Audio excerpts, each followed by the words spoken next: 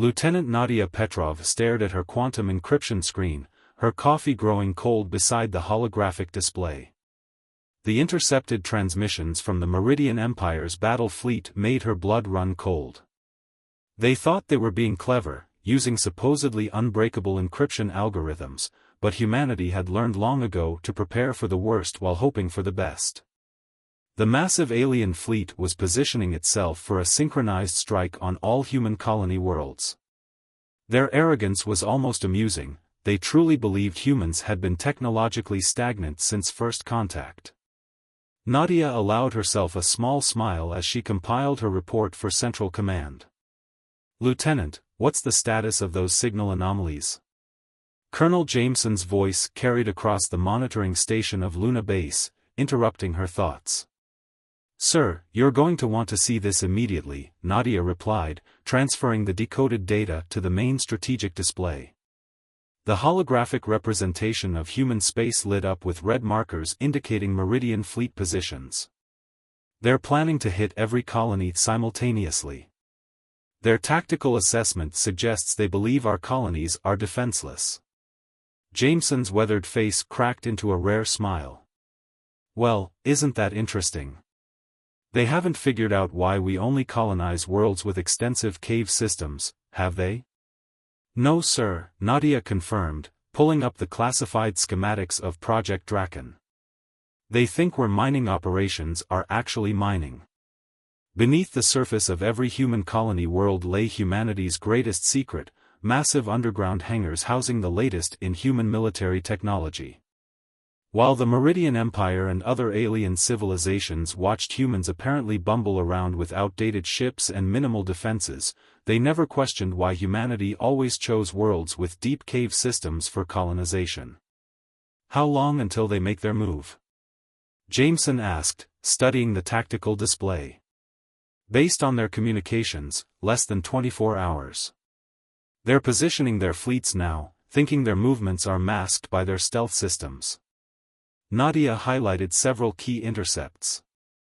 "They're particularly proud of their new plasma cannon technology. Apparently, they think it will punch right through our primitive colonial shields. Send the alert to all colonies, Code Draken," Jameson ordered, his voice carrying the weight of years of preparation. "But make it look like routine traffic. Let's not spoil the surprise." Nadia's fingers flew across her console, embedding the warning in seemingly mundane administrative data packets. Across human space, colonial defense commanders would recognize the signal and begin warming up systems that had laid dormant for years, waiting for this moment. The next few hours were a blur of activity as Luna Base shifted into high alert status while maintaining an outward appearance of normal operations. Nadia coordinated with other monitoring stations, piecing together the full scope of the Meridian battle plan. Their confidence in their technological superiority was absolute. They hadn't even bothered to develop contingency plans. As her shift neared its end, Nadia received one final transmission intercept. It was from the Meridian Fleet Admiral to their high command. "The primitive humans will not know what hit them.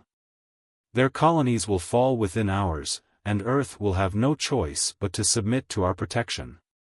She forwarded it to Colonel Jameson with a note, "Sir, should we send them the old Earth saying about pride coming before a fall?"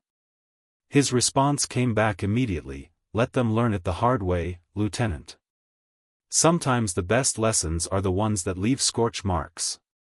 As Nadia prepared to hand over her station to the next shift, she took one last look at the tactical display. Dozens of Meridian warships were moving into position, their crews probably congratulating themselves on their imminent victory. None of them knew they were about to learn why humanity's apparent technological stagnation was actually a carefully crafted deception, or why Earth's historical archives contained so many stories about dragons sleeping in caves, waiting to be awakened. Tomorrow would be a very educational day for the Meridian Empire. They would learn that humanity's greatest weapon wasn't their hidden technology, it was their endless capacity for patience and preparation. The dragons were about to wake up, and the Meridian Empire was about to learn a very expensive lesson about underestimating primitive species. Director Marcus Rivera stood in the heart of New Terra's underground command center, watching as status indicators turned green across the massive holographic display. 1 kilometer beneath the colony's surface, hidden behind layers of sophisticated sensor-baffling technology, humanity's true military might was awakening. Status report, he called out to his operations team, his voice steady despite the tension filling the chamber. All Dragon-class vessels reporting ready, sir, responded Captain Lyra Santos, her hands dancing across multiple control interfaces. Power signatures masked and weapon systems hot. Surface camouflage systems still showing green. The command center hummed with controlled energy as technicians and officers prepared for what was coming. Above them, New Terra's civilian population went about their daily routines, protected by an elaborate evacuation plan that would activate the moment the Meridian fleet showed itself. Message from Luna Base, announced Communications Officer Raj Patel. Meridian fleet will enter weapons range in approximately 2 hours. They're maintaining radio silence, probably thinking they're being sneaky. Marcus allowed himself a small smile. How many ships are they sending to subdue our defenseless colony? 15 capital ships, sir.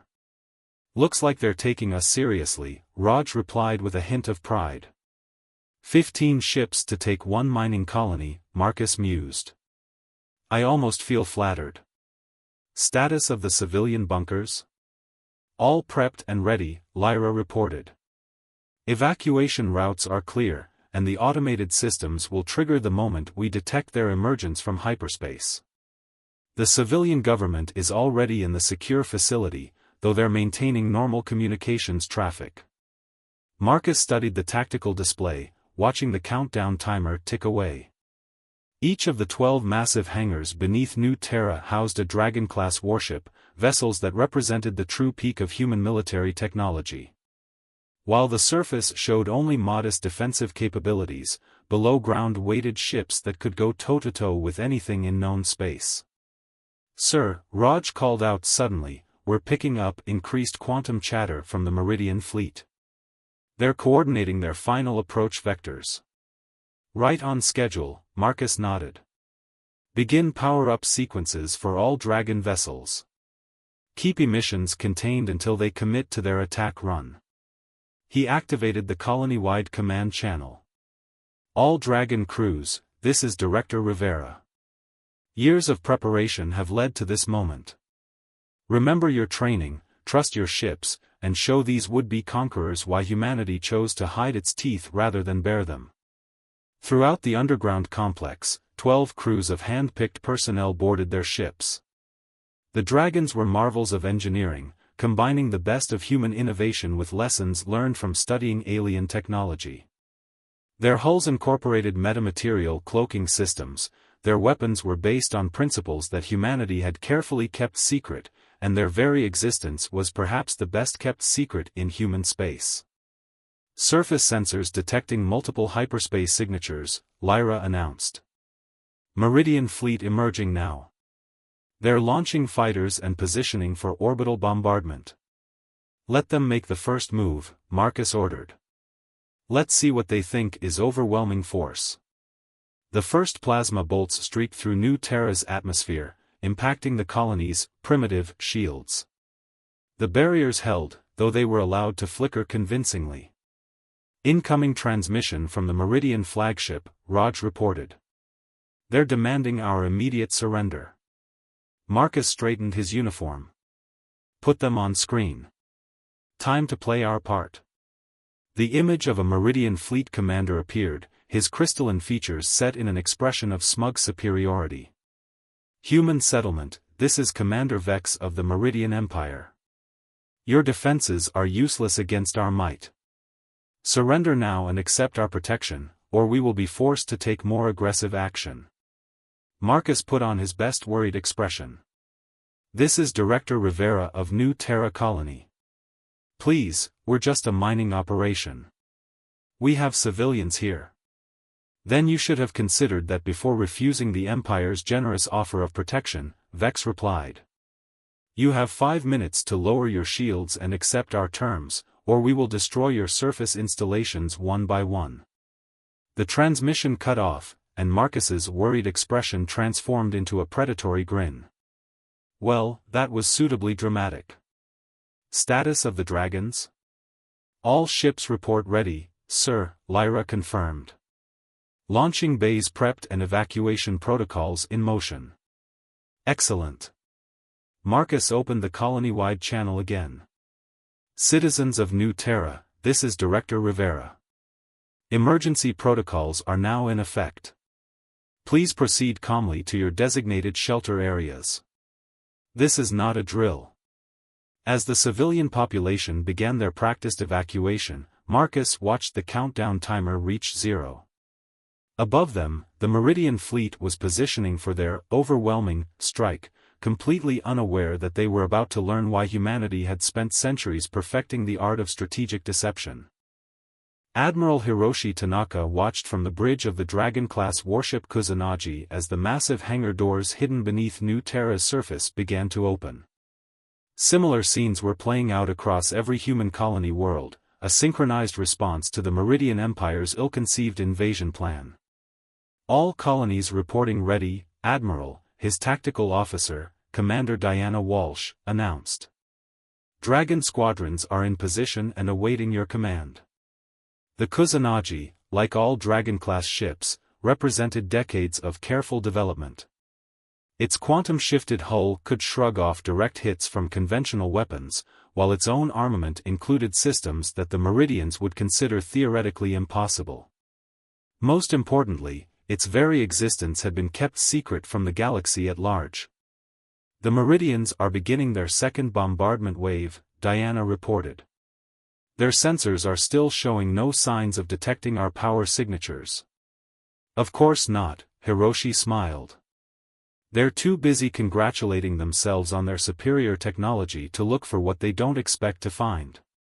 Status of the civilian evacuation? Complete, sir. All non-essential personnel are in the deep shelters. Hiroshi nodded, watching the Meridian ships position themselves for what they thought would be a crushing display of force. Their formation was excellent, for fighting the primitive human forces they expected to encounter. Open Squadron Command Channel, he ordered. All Dragon Commanders, this is Admiral Tanaka. Today we reveal what humanity has been building in the dark. Our mission is not just to defend our colonies, but to demonstrate why technological superiority means nothing without wisdom to guide it. He paused, watching as the final pieces fell into place. Across human space, Dragon squadrons waited in their underground hangars, crews ready, weapons primed. Commence Operation Waking Dragon, Hiroshi commanded. Let's show them what humanity can do when we stop pretending to be primitive. The ground trembled as massive hangar doors disguised as mineral deposits slid open. The Kusanagi rose on anti-gravity fields, its quantum-shifted hull catching the sunlight for the first time. Around it, 11 other dragons emerged from their underground lairs, their weapons already tracking Meridian targets. The reaction from the Meridian fleet was almost comical. Their precise formation scattered as sensors suddenly detected multiple capital-class warships where none should exist. Their communications erupted with confused chatter as they tried to understand how a primitive mining colony had concealed such military power. Multiple enemy ships altering course, Diana reported with professional calm. They're attempting to achieve firing solutions, but our quantum-shifted hulls are confusing their targeting systems. Launch interceptors, Hiroshi ordered. Show them what real technological superiority looks like. Squadrons of fighter craft poured from the Dragon's launch bays, their drives leaving trails of blue fire against the sky. Unlike the outdated vessels humanity showed the galaxy, these ships incorporated every advancement humans had carefully developed in secret. The first Meridian ship fell to a precise strike from the Kusanagi's main guns, its impenetrable shields collapsing under weapons they hadn't known were possible. Two more followed quickly as the Dragon Squadron demonstrated the difference between apparent and actual technological advancement. Sir, Diana called out, we're receiving similar reports from all colonies. The Meridian fleets are in full retreat at multiple locations. Not yet, Hiroshi replied, his voice hard. They came to our homes with conquest in mind. Let's send them home with a lesson they won't forget. He opened the command channel again. All dragons, execute pursuit protocol. The Meridian Empire wanted to see humanity's real capabilities, let's give them a proper demonstration. As the dragons thundered into orbit, their quantum drive spooling up for pursuit, Hiroshi reflected on the irony of the situation. The Meridians had come expecting to find primitive humans hiding in caves. Instead, they found dragons, and learned too late that some caves are actually lairs. Fleet Commander Raven West stood on the bridge of the Dragon-class warship Hyperion, watching the tactical display as the largest space battle in human history unfolded across 3 star systems. The Meridian Empire's retreat had turned into a fighting withdrawal as their pride overwhelmed their survival instincts. Status report on the Meridian flagship, she ordered, her eyes tracking the movement of enemy vessels across the holographic battlefield. Still trying to coordinate their forces, Commander, responded Lieutenant Gene Park from his tactical station. Their command and control systems are in chaos after we knocked out their quantum relay network. The Hyperion's bridge hummed with controlled energy as humanity's most advanced warship pursued its prey. Around them, other dragons hunted their own targets, proving that centuries of technological sandbagging had created the perfect predators. Multiple enemy vessels attempting to form a defensive sphere, reported Navigation Officer Zara Ibrahim. They're trying to protect their flagship, but their formation has gaps. Their targeting system still can't get a proper lock on our quantum-shifted hulls. Raven allowed herself a grim smile. They still think technology alone wins wars. Show them why humanity emphasized tactical innovation over raw firepower. Execute attack pattern Sierra 9. The Hyperion's drives flared as it executed a maneuver that the Meridians had probably calculated as physically impossible. The quantum-shifted hull allowed the massive warship to move with the agility of a fighter, while its advanced inertial dampeners protected the crew from forces that would have turned a conventional ship's crew to paste. Enemy flagship is launching escape pods, Gene announced. Their secondary reactors are showing critical readings. Broadcast on all frequencies, Raven ordered. Meridian vessels, this is Commander West of the Terran Defense Force. Your flagship is crippled, your forces are scattered, and you've lost contact with half your fleet. Surrender now, and we will guarantee the safety of your crews. The response came quickly, not from the Meridian flagship, but from dozens of other vessels as captains chose survival over pride. Escape pods launched by the hundreds as ships powered down their weapons. Ma'am, Zara called out, we're detecting quantum surge readings from the remaining Meridian heavy cruisers. They're preparing for emergency jumps. Let them go, Raven decided. They'll carry the message better than any diplomatic cable could. Besides, we've achieved our primary objective. She gestured to the tactical display, where the Meridian flagship hung powerless in space, its once proud hull scarred by weapons it hadn't believed possible. Signal from Admiral Tanaka, Gene reported. All colonies report successful defense. Meridian forces are in full retreat across all sectors. Casualty reports are minimal. Raven nodded, satisfaction evident in her expression.